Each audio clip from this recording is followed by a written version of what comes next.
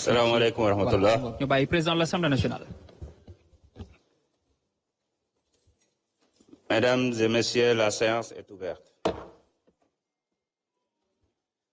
L'ordre du jour appelle l'examen des projets de résolution de mise en accusation devant la Haute Cour de justice des anciens ministres Moustapha Diop, Amadou Mansour Faye, Aïssatou Sophie Gladima, Ismaël Madior Fall et Salimata Diop. Nous allons commencer par le cas de notre collègue Moustapha Diop, ancien ministre du Développement industriel et des petites et moyennes industries. Je rappelle les dispositions de l'article 18 de la loi organique relative à la Haute Cour de justice. Les membres de l'Assemblée nationale faisant partie de la Haute Cour ne prennent part ni au débat, ni au vote sur la mise en accusation.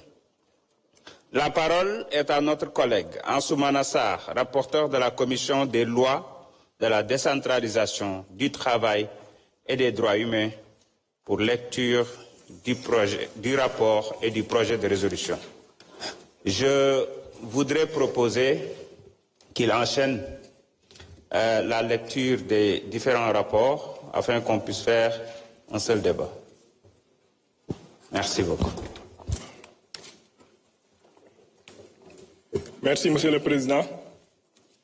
Monsieur le Président, Monsieur le Ministre, chers collègues, la Commission des lois, de la décentralisation, du travail et des droits humains s'est réunie le vendredi 2 mai 2025 sous la présidence de M. Abdoulaye Tall, président de la dite commission, à l'effet d'examiner le projet de résolution portant mise en accusation devant la Haute Cour de justice de M. Moustapha Diop, ancien ministre du Développement industriel et des petites et moyennes industries.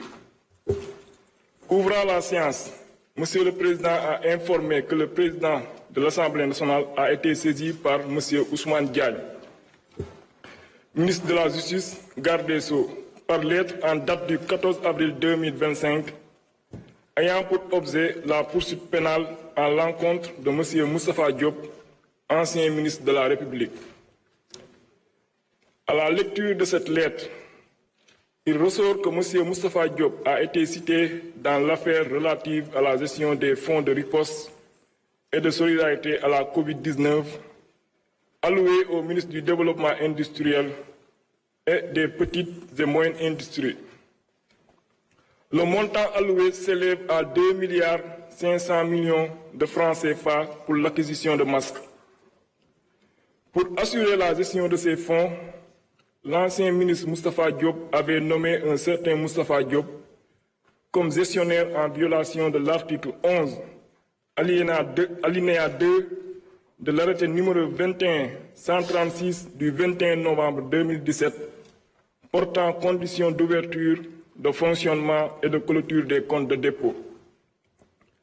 D'après l'enquête de la division des investigations criminelles, ce gestionnaire a reconnu avoir payé en espèces, sur instruction de son ministre de tutelle, en violation de l'article 104 du décret numéro 2020-978 du 23 avril 2020, portant règlement général sur la comptabilité publique qui exige un paiement par chèque ou par virement.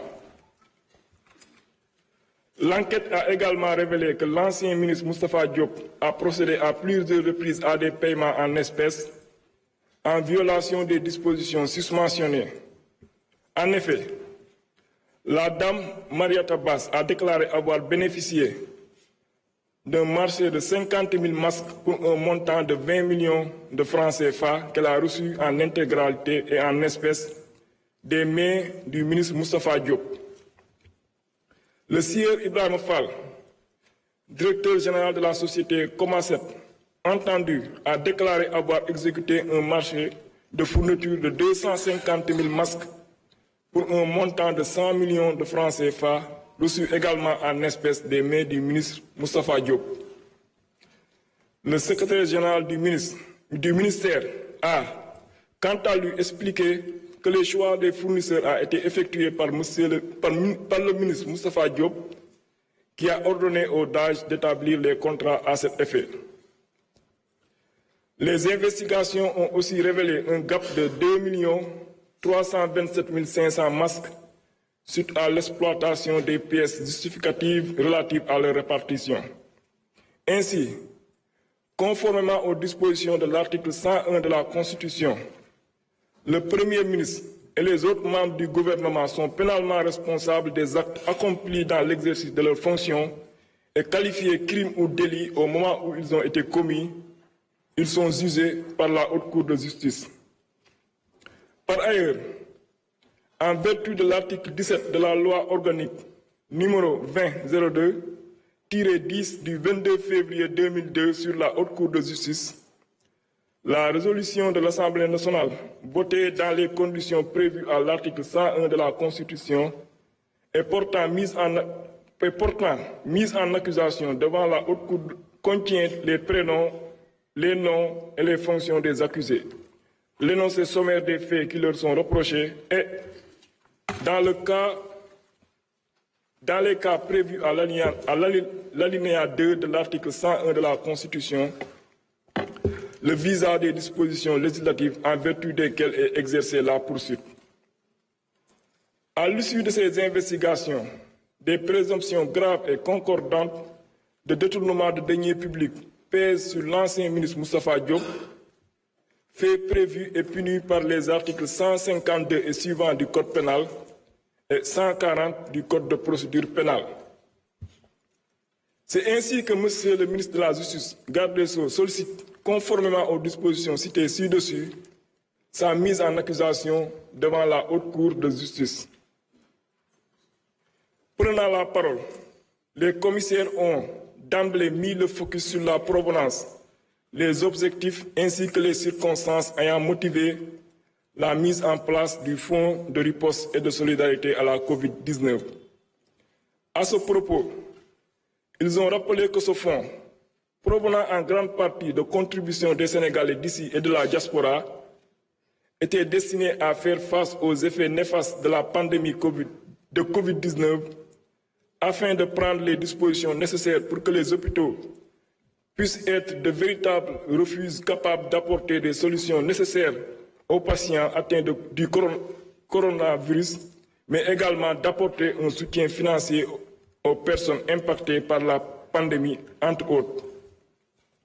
Toutefois, il a été soutenu qu'au même moment où des centaines de pertes en vies humaines, pour cause notamment de rupture d'oxygène, ont été enregistrées, les populations confinées et le couvre-feu ordonné, certaines personnes se sont emparées de l'argent du contribuable sénégalais. Sur ce point, ils ont indiqué que, dans le cadre de cette affaire impliquant l'ancien ministre Moustapha Diop, le rapport de la Cour des comptes laisse apparaître un certain nombre d'irrégularités sur la gestion des fonds liés à la lutte contre la COVID-19, qui est une question d'intérêt national nécessitant d'être éclairée. Ainsi, ils feront noter qu'un gap d'un lot de masques d'une valeur de 930 millions de francs CFA a été révélé, en plus de la violation des règles de la comptabilité, conformément à l'article 104 du décret numéro 20-978 du 23 avril 2020, portant règlement général sur la comptabilité publique qui exige un paiement par chèque ou par virement. Ainsi, il a été précisé que l'Assemblée nationale doit contribuer à la manifestation de la vérité en permettant à la justice de mener toutes les investigations nécessaires, étant entendu qu'elle ne dispose d'aucune compétence pour juger ou statuer sur la véracité ou non des accusations portées à l'endroit de l'ancien ministre Moustapha Diop.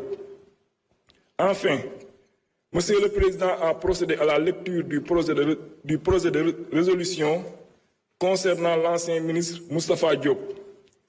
Le dit projet est annexé au présent rapport.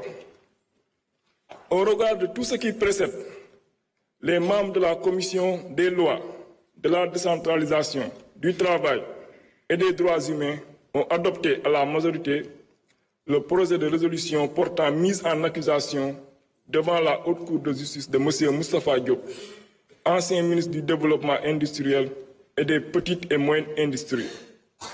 Il vous demande d'en faire autant s'il ne soulève de votre part aucune objection majeure.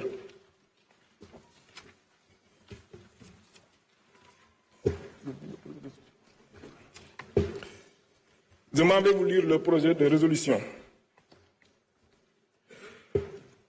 Projet de résolution portant mise en accusation devant la Haute Cour de justice de M. Moustapha Diop, ancien ministre du Développement industriel et des petites et moyennes industries.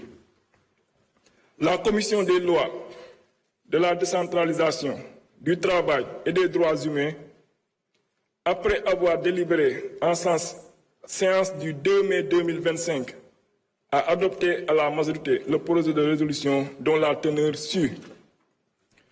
Considérant qu'il résulte du rapport définitif de la Cour des comptes sur le contrôle de la gestion du Fonds de riposte et de solidarité contre les effets de la COVID-19, force Covid, et subséquemment de l'enquête effectuée par la division des investigations criminelles que le ministre du Développement industriel et des petites et moyennes industries avait bénéficié d'un montant de 2,5 milliards de francs CFA pour l'acquisition de masques.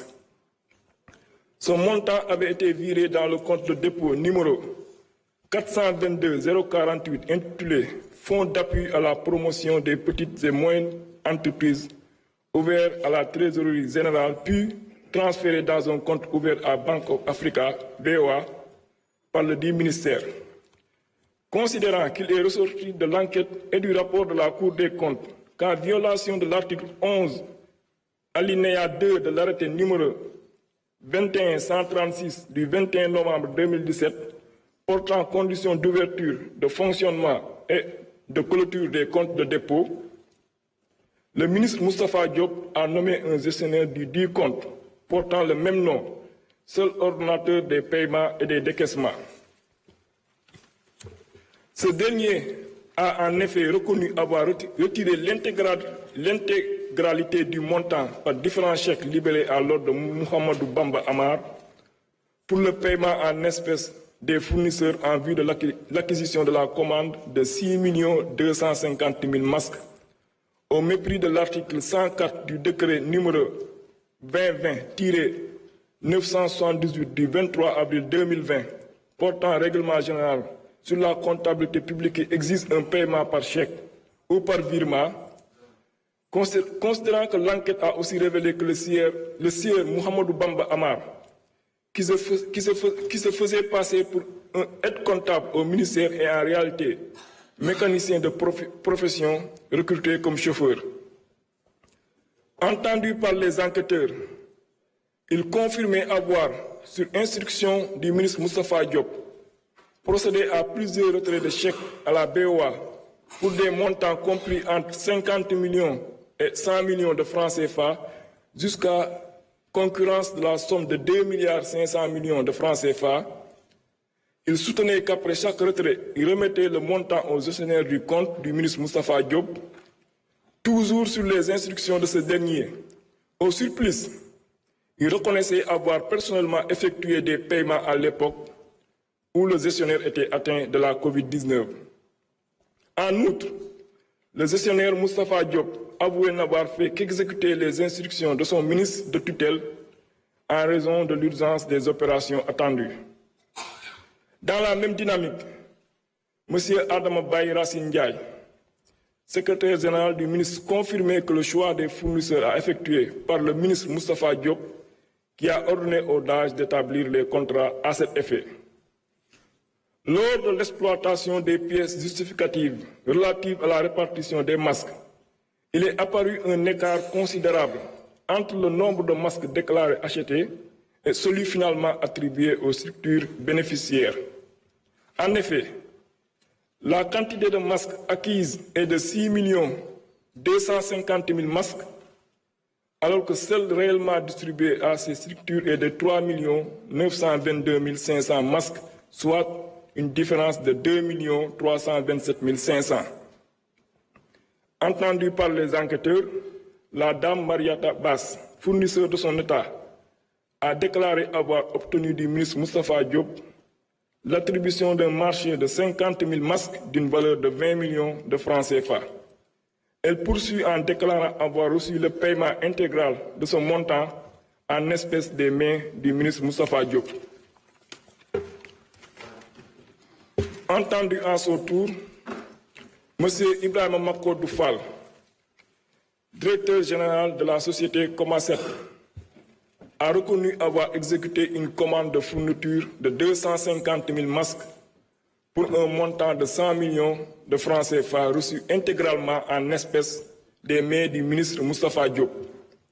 En outre, les enquêteurs ont découvert que les comptes courants et d'épargne du gestionnaire Moustapha Diop, ouverts dans les livres de la banque UBA, ont bien reconnu des mouvements durant la période de la COVID-19 par des dépôts importants effectués essentiellement par les nommés Mohamedou Sek et Fatima Dien.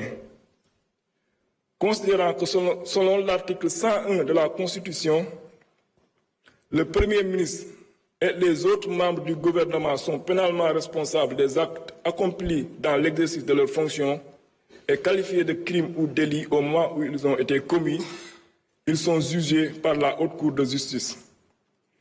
Considérant que les faits ci-dessus révélés laissent apparaître des indices et des présomptions graves et concordants d'association de malfaiteurs, de concussion, de corruption, de prise illégale d'intérêt, de faux et usage de faux en écriture privée de commerce ou de banque, de détournement de deniers publics, d'escroquerie portant sur des deniers publics, le blanchiment de capitaux et complicité de ses chefs contre M. Moustapha Diop, ancien ministre du Développement industriel et des petites et moyennes industries, considérant que lors de la commission de ces faits révélés par l'enquête de police, Moustapha Diop exerçait des fonctions ministérielles, considérant que ces faits prévus et punis par les articles 238, 239, 159, 160, 161, 162, 156, 157, 135, 136, 152, 153, 45, 46 du Code pénal, 140 du Code de procédure pénale et la loi 2024-08 du 14 février 2024 relatif à la lutte contre le blanchiment de capitaux, le financement du terrorisme et la prolifération des armes de destruction massive, abrogeant et remplaçant la loi numéro 2018-03 du 23 février 2018 relative à la lutte contre le blanchiment de capitaux et le financement du terrorisme, que de tels faits méritent d'être portés devant la Haute Cour de justice.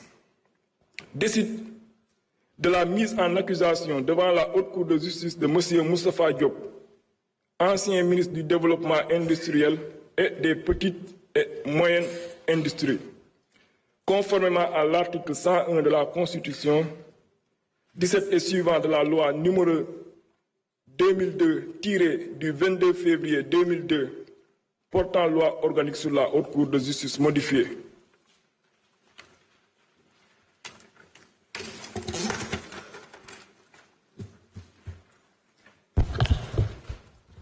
Merci beaucoup. L'ordre du jour, vous pouvez rester.